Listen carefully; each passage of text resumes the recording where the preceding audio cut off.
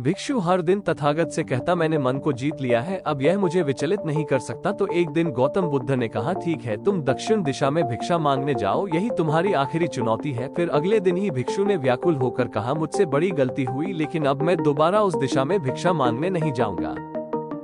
ये कहानी शुरू होती है जब एक बड़े प्रदेश का राजकुमार अपना राजमहल सब कुछ त्याग कर बौद्ध संघ में शामिल हुआ। शुरुआती दिनों में नए भिक्षु ध्यान करना सीखते, इसके साथ साथ गौतम बुद्ध उन्हें भिक्षा मांगने भेजते ताकि भिक्षुओं का अहम कमजोर हो और उनका व्यवहार विनम्र हो जाए। संघ में आने के कुछ समय पश्चात राजकुमार भी भिक्षाटन पर जाने लगा। शुरू में सब ठीक था, लेकिन कुछ ही दिनों में घटना घटी जिस कारण राजकुमार विचलित हो गया और उसने भिक्षाटन पर जाने से मना कर दिया।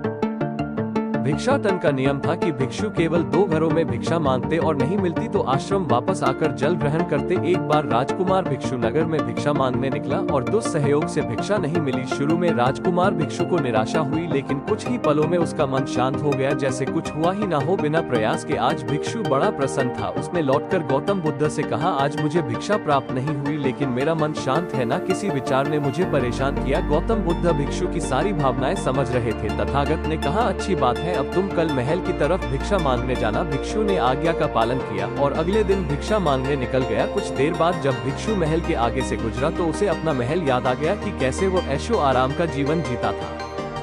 भिक्षु ने सोचा, महल में खाने को स्वादिष्ट पकवान मिलते और सेवा करने को कई नौकर होते और सभी प्रकार के सुख मिलते। ऐसा सोचते सोचते भिक्षु के मन में इच्छा हुई कि आज बढ़िया भोजन मिल जाए। तभी भिक्षु सचेत हो गया कि यह सब अतीत की स्मृतियां हैं और मैं केवल इन्हें देख रहा हूँ। पुरानी यादों के ताज़ा होने से मन में कुछ इच्छाएं प्रकट हो रही हैं, ये भी मैं केवल देख रहा हूँ। अगर मैं इन शारीरिक इच्छाओं को पूरी करने की लालसा रखूँ तो मैं मन की शांत और यह जागृत अवस्था खो दूंगा। भिक्षु ने महसूस किया कि जब हम स्वयं को 2 कदम आगे ले जाते हैं, चेतना का स्तर ऊपर उठाते हैं, तब मन इस प्रकार के खेल खेलता है। जब हम मन को शांत करने लगते हैं तब मन हमें बेचैन करने की पूरी कोशिश करता है। भिक्षु ये सोचकर बहुत खुश हुआ क्योंकि आज उसने आत्मचिंतन से मन के बारे में गहरी समझ और सूक्ष्म दृष्टि प्राप्त कर ली। भिक्षु ने आश्रम आकर गौतम बुद्ध को सारी बात बताई और कहा, तथागत, आज मुझे आपकी कृपा से सूक्ष्म दृष्टि प्राप्त हुई। मन हमें बार बार इच्छाओं में उलझाना चाहता है।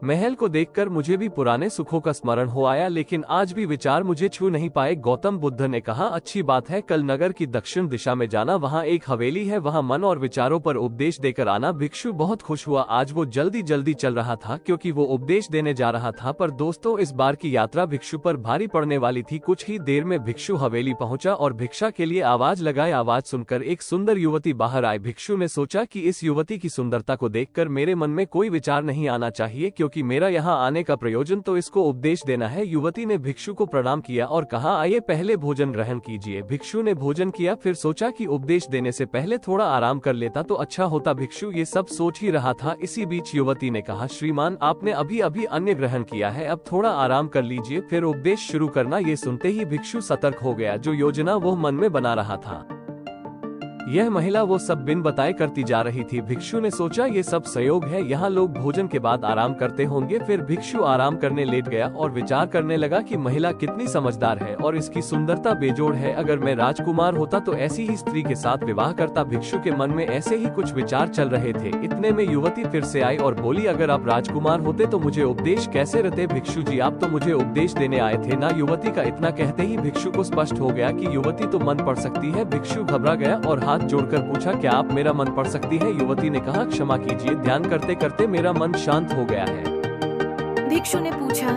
हमको परेशान करने की विचारों में इतनी शक्ति आती कहाँ से है?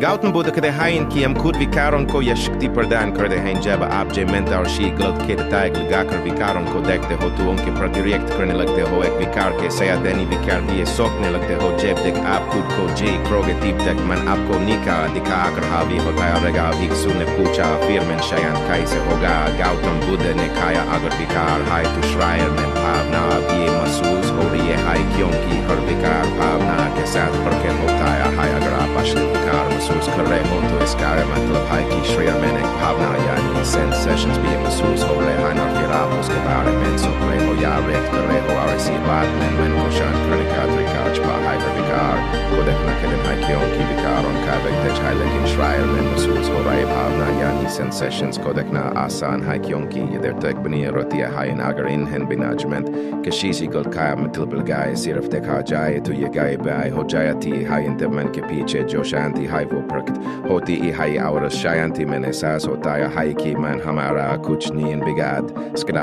हमारा अंतर्मन कैसे ततीक होता है ये नॉन जयमेंट से अगर हम किसी भी इंसान या घटना या फिर अपने मन को बिना जयमेंट के देखते हैं तो मन के साथ साथ अंतर्मन अपने आप स्वस्थ और शांत होने लगता है। अगर तुमने मात्र ये देखा होता कि इस आर्ट के प्रति विकार केवल मेरे अंतर्मन के रिएक्शन के कारण है और ये मैं केवल देख रहा हूँ मन बहुत कुछ कर रहा है लेकिन मैं इंसान के प्रति स्केट हूँ मैं शरीर में होने वाली प्रतिक्रिया को देख रहा हूँ भी तुम स्केट होकर दर्शता भाव में लौटा मन के पीछे जो शांति है वी हमारी सबसे बड़ी एक्ट है। हम बड़ी आसानी से विकारों को शांत कर सकते हैं और एक दिन ये जान सकते हैं इनकी किसी भी प्रकार का विकार चिंता असल में शांति को पार नहीं कर सकता है। हम हमेशा विकारों से अछूते हैं। गौतम बुद्ध कहते हैं तुम याद रखो विकार तुम से है तुम विकारों से नहीं तुम हमेशा ही अपने विकारों से शक्तिशाली हो अपने द्रोण और चिंताओं से शक्तिशाली हो। अब तुम अगले